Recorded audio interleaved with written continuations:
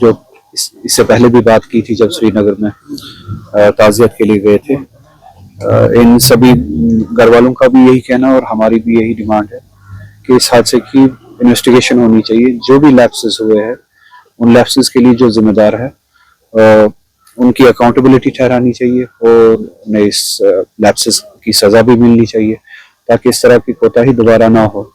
Insensitivity کے ساتھ انپروفیشنلی اس exclusive material کو وہاں پہ رکھا گیا اور جس چیز کے لیے پروفیشنلز ہینڈل کرنے کے لیے ہونے چاہیے تھے وہاں پہ کہیں پہ آپ نے دیکھا عام لوگوں میں سے درزی کو اٹھا کے لایا گیا، تحصیلدار کو، نائب تحصیلدار کو ان چیزوں کو ہینڈل کرنے کے لیے مجبور کیا گیا جو کہ ان کی ریسپانسبلٹی نہیں ہے. ایکسپلوسو مٹیریلز جو ہے وہ پروفیشنلی ہینڈل ہونے چاہیے.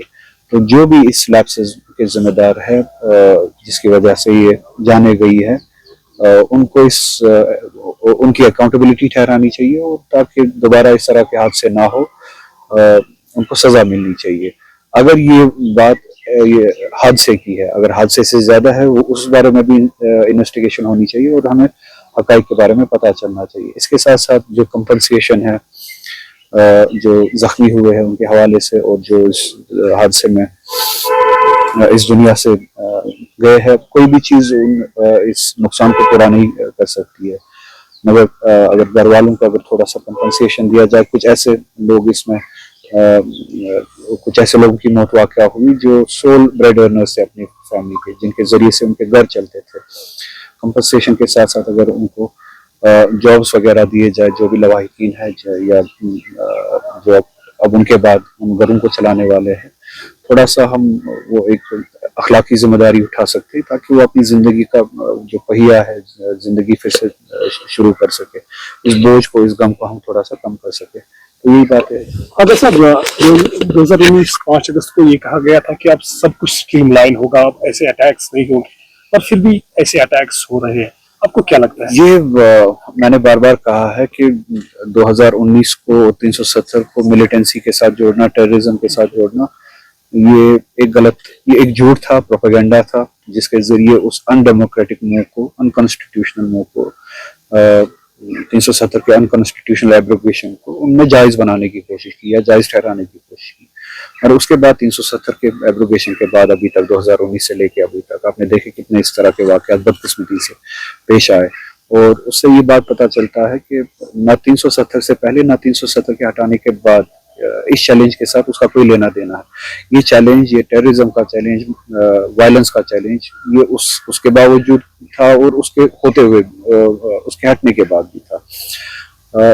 اس ملک میں جو ہے کانسٹیٹیوشنلی اور ڈیموکریٹکلی اور پروفیشنلی اور ہیومینیٹیرین گراؤنڈز پہ سبھی چیلنج کے خلاف لڑنے کا ایک ویلیو بنایا تھا، ویلیو سسٹم بنایا تھا. اس ویلیو سسٹم کو ہمیں پروٹیکٹ کرنا چاہیے.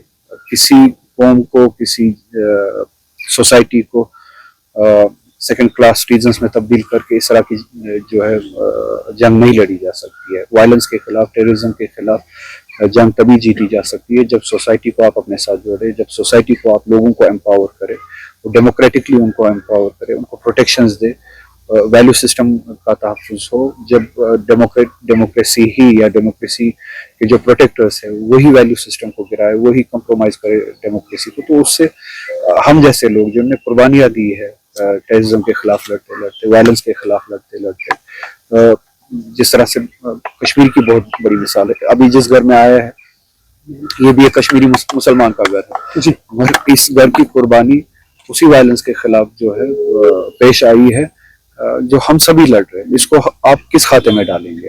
آپ اس کو ہندو اور مسلم کے خاتے میں نہیں ڈال سکتے. تو یہ وائلنس، یہ جو وائلنس کے شکاری، اس کے شکار ہر طبقے کے لوگ ہوتے ہیں اور اس کے خلاف قربانیاں ہر طبقے کے لوگوں نے دی ہے، چاہے مسلم ہو، چاہے ہندو ہو، چاہے کشمیری ہو، چاہے نان کشمیری ہو. تو اس لیے اس ملک کی ذمہ داری بنتی ہے کہ اس طرح کے لوگوں کو، اس طرح کی سوسائٹی کو امپاور کرے، ڈیموکریٹکلی امپاور کرے، ویلیو سسٹم کو جو ہے وہ پروٹیکٹ کرے. اور 370 کے ذریعے جو ہماری پروٹیکشن تھی اس سے ہم محسوس کرتے تھے کہ ہم امپاورڈ ہیں. اس کے بعد یہ سوسائٹی محسوس کرتی ہے کہ ہم ڈس امپاورڈ ہیں. اگر آپ چاہتے ہیں کہ یہ سوسائٹی اس وائلنس کے خلاف जंग लड़े और जो ये लड़ रहे हैं तो आपको चाहिए, पूरे मुल्क को चाहिए, जम्मू कश्मीर को, इसी तरह से मुल्क के दूसरी रियासतों में हर किसी को एम्पावर करे, डेमोक्रेटिकली एम्पावर करे। तो इसलिए 370 को इन सब चीजों से जोड़ना बहुत बड़ी गलत है। सर आखिर पे ये जो मीडिया मैं बोलता आ रहा हूँ, बजाय इसके कि वो मेरे साथ अपनी अना की जंग छेड़े, अपने ईगो की लड़ाई लड़े और उसमें जो है वो बाकी के नीचे सतह के जो लोग हैं वो अपने बॉसेस को खुश करने के लिए मुझ पे हमले करे और मेरे खिलाफ जंग छेड़े। यही जबान जो है वो गवर्नमेंट ऑफ इंडिया में जो मोदी का सिस्टम चल रहा है इस वक्त, उसके खिलाफ इस्तेमाल करे। सर 2024 में हमें वोट मिला, डेमोक्रेटिकली हम लड़े, अपने हकूक के लिए लड़े, अपने तहफ़्फ़ुज़ात के लिए लड़े। जो ज़बान इस वक्त वो मेरे खिलाफ इस्तेमाल करते हैं, काश इस हुकूमत ने, मेरी तंजीम ने, ये 1 साल का अरसा जो है, इस अरसे के दौरान यही ज़ुबान और यही पॉस्चर, जिस ताकत से वो कोशिश करते हैं कि मेरे खिलाफ लड़े, इसी पॉस्चर से, इसी जुबान से काश मोदी के खिलाफ लड़ा होता और जो ये सब कुछ हो रहा है इसके खिलाफ खड़े होते, जम्मू कश्मीर के लोगों के सिपर बने होते, तहफ़्फ़ुज़ात के लिए लड़ा होता। जो बच्चे बाहर कुर्बानी दी है, एक धमाके में कुर्बानी हुई है, उसी तरह से जिस तरह से दिल्ली के धमाके में लोग कुर्बान हुए। अब आप किस तरह से डिवाइड करना चाहेंगे? दिल्ली में आपने देखा जब धमाका हुआ वहाँ पे गैर मुस्लिम भी कुर्बान हुए, मुसलमान भी उसी तरह से कुर्बान हुए। जम्मू कश्मीर से बाहर के लोग भी, दूसरे रियासतों के भी लोग उसी धमाके में कुर्बान हुए और कश्मीरी जान भी उसी को धमाके में ज़ाया हुई। उसके बाद कश्मीर में धमाका हुआ, यहाँ पे अक्सर जो है कश्मीरी लोग उसी धमाके में कुर्बान हुए।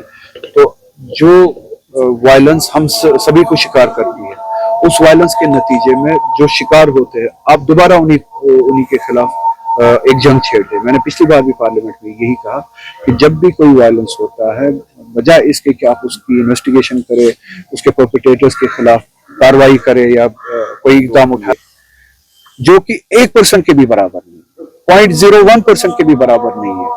0.01 की गलतियों का, उनकी बेहद संगीन गैर इंसानी गलतियों का सजा, उसकी सजा जो है आप 99% 99 पीस लविंग या एक आम शहरी को, बेगुनाह शहरी को नहीं दे सकते। तो इसी तरह से मुल्क को ये समझने की जरूरत है। बीजेपी इस तरह के वाक़ात को पॉलिटिसाइज करके मुल्क में पोलराइजेशन कर सकती है, मगर मुल्क को समझना है कि उस पोलराइजेशन के नतीजे में ये मुल्क कमजोर होगा और इस मुल्क के दुश्मन जो है या जो